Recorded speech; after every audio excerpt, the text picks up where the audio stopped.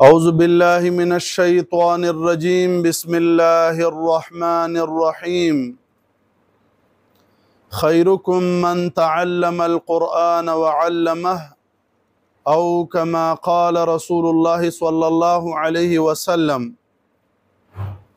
معزز سامعین کرام، اللہ جل جلالہ په فضل و کرم سرا میډیا نمونگا فائدہ اوچتو او د دین متینا استفادت نکو. مونگا پا اشتہار کے تاسو تا د درس قرآن متعلق تفسیر متعلقم وینا کړې وه. نن به په دې پاک کار باندې آغاز وکړو. تفسیر قرآن په حواله نن با یو ضروری درس ورکو، بیا به انشاءاللہ چونکہ بذریعہ میڈیا او واتساپ یو دا سسٹم روان دی، نو کوشش په مونږ کوو چې کم دا اللہ جل جلالہ کلام کے قرآن مجید فرقان حمید کے ضروری تعلیمات تی او آیاتونو کے کم اشکال دی مشکلات تی هغه مونږه د خپل وس مطابق حل کولو کوشش وکړو. نن اولنی درس کې مونږ تفسیر قرآن په حواله یو څو خبرې کوو. تفسیر قرآن چې دی بنیادی طور باندې سلور قسمونه لري. درې قسمونه چې دی هغه صحیح قسمونه دی، مسلم دی، او یو چې دی هغه مردود دی. تفسیر قرآن یو شکل دادی چې تفسیر القرآن بالقرآن وشي، د یو آیت کریمه کې اجمال راغلی، په بل ځای کې تفسیر بیان شي او تفصیل وشي. دویم قسم تفسیر القرآن بالاحادیث النبویہ، چې د یو آیت تفسیر په حدیث شریف سره وشي، په آیت کې اجمال راغلی، تفسیر په حدیث باندې وشي. دریم تفسیر القرآن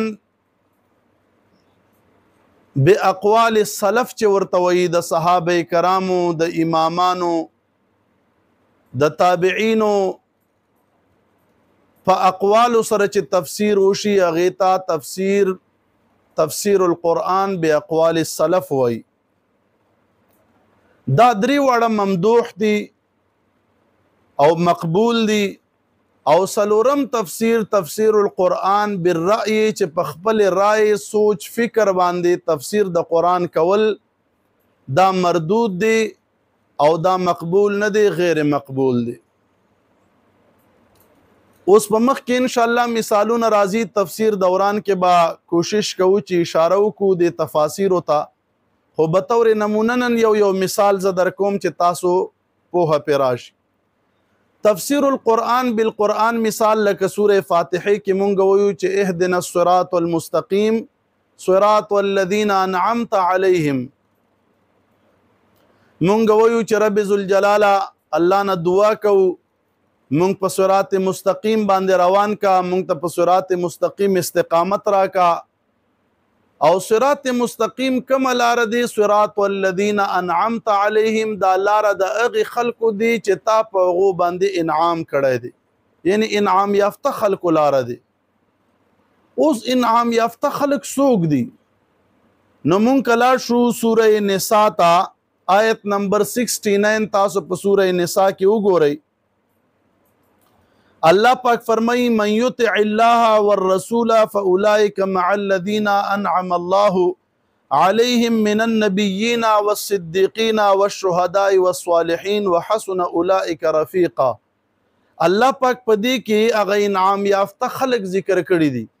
انعم اللہ چا اللہ پہ انعام کردی دی، علیہم پا غوبان دی، من النبیین اغا انبیاء کرام دی، والصدیقین صدیقین دی، خلفاء راشدین دی، او شہداء دی، او صالحین نیک بندگان اولیاء اللہ دی. نو گورا قرآن عظیم الشان اغه انعام یافته صراط الذین انعمت علیهم الذین انعمت علیهم اغه خلق چې الله په انعام کړو اغه خلقو بیان قرآن مجید په بل آیت کې وکړو چې هغه من النبیین والصدیقین والشهداء والصالحین. نو دا قرآن تفسیر شو تفسیر القرآن بالقرآن، یعنی یو قرآن آیت تفسیر په بل آیت سره. دویم قسم تفسیر القرآن بالاحادیث النبویہ. یو مثال اللہ پاک په قرآن کې فرمائی احل اللہ البیع وحرم الربا، اللہ بیع حلال کړی دا او ربا حرام کړی دا. اوس ربا چې دی دا په عربي زبان کې مطلق زیادت ته وایي چې په یو لین دین کې مطلق زیاتې راشي هغې ته ربا وایي. نو مطلق زیاتې خو ناروا نه دی. تاسو ګورئ سوداګر شی په 10 روپۍ راوړئ او دکان کې په 15 روپۍ خرڅئ، دې کوم 15 روپۍ زیادت رالو، دا هم فضل دی، ربا دی. نو آیا د ربا نه مراد کم زیادت مراد دی؟ نو حدیث شریف کې د هغې وضاحت وشو. حضور علیه السلام فرمایي، حدیث شریف واورئ، الذهب بالذهب والفضة بالفضة والبر بالبر والشعير بالشعير والملح بالملح والتمر بالتمر مثلا بمثل سواء بسواء يدا بيد او كما قال رسول الله صلی الله علیه وسلم. اے حضور علیہ السلام مبارک سونا سونے په مقابله کې، چاندی چاندی په مقابله کې، غنم د غنم په مقابله کې، جوار د جوار په مقابله کې، مالګه د مالګې په مقابله کې، کجوره د کجورو په مقابله کې. نو چې د یو جنس نوي فقها د دین راوباسي او یو جنس یو وي او بل دا دی چې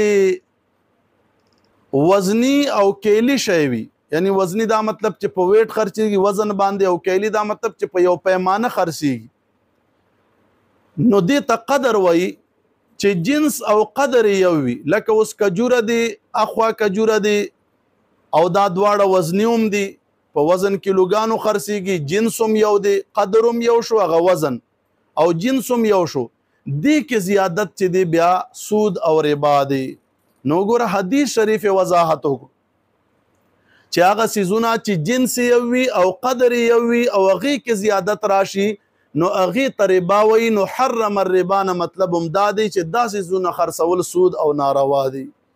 نو دا ګوره د ربا حرم الربا چې کوم تفسیر شو په حدیث شریف باندې وشو. دریم چې دی تفسیر القرآن باقوال السلف دی، د یو صحابي مبارک تفسیرو کی. لکه د هغې یو مثال وګورئ. الله پاک په قرآن کې فرمایي قل بفضل الله وبرحمته فبذلك فليفرحوا. محبوب کریم د بندگانو ته مې وفرمایه د الله په فضل او رحمت سره پکار دی چې دوی خوشحالي وکړي. اوس فضل د الله نه او رحمت د الله نه څه مراد دی؟ تفسیر در منصور لیکي عبداللہ ابن عباس رضی اللہ عنہ مبارک فرمائی فضل اللہ العلم ورحمته محمد صلی اللہ علیہ وسلم. دا اللہ فضل نہ مراد علم دی او دا اللہ رحمت نہ مراد حضور علیہ السلام مبارک دی. مطلب دا چې تاسو باندې دا علم فضل کما یا حضور علیہ السلام مبارک رحمت مبارک تاسو تا اغا ملاوشی او دا اغا مبارک د پیدائش ورځ راشي. حضور علیہ السلام رحمت للعالمین دی، الله مونږ ته رحمت را کړی دی. نو په دې رحمت د الله او په فضل باندې یعنی علم په خوشحالي باندې تاسو خوشحالیانې وکئ. نو په هغې باندې مونږ خوشحالي اظهار کوو. که علم ډګري چاته میلاو شي په هغې خوشحالي کیږي. او د رسول الله مبارک رحمت للعالمین پر راتګ باندې هم مونږ په ربیع الاول شریف کې خوشحالي کوو. دا د قرآن حکم دی. نو ګوره دا الله فضل او دا الله رحمت تفسیر چا وکړو؟ صحابي رسول وکړو عبدالله ابن عباس رضی الله عنه.